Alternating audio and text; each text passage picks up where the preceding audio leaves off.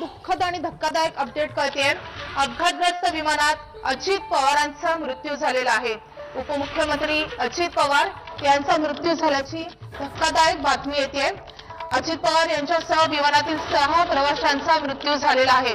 बारामतीमध्ये हा भीषण असा अपघात झालेला आहे आणि या विमानामध्ये उपमुख्यमंत्री अजित पवार यांचा विमानाचा अपघात झालेला आहे आणि त्यामध्ये अजित पवारांसह 6 जणांचा मृत्यू झाल्याची माहिती समोर येते। अतिशय दुःखद बातमी, महाराष्ट्रातील राजकीय विश्वाला हादरवून टाकणारी बातमी, खूप मोठा धक्कादायक अशी बातमी आहे, खूप दुःखद बातमी आहे। पवार कुटुंबियावर शोककळा पसरलेले, बारामतीसाठी त्यांचा करता माणूस केलेला आहे।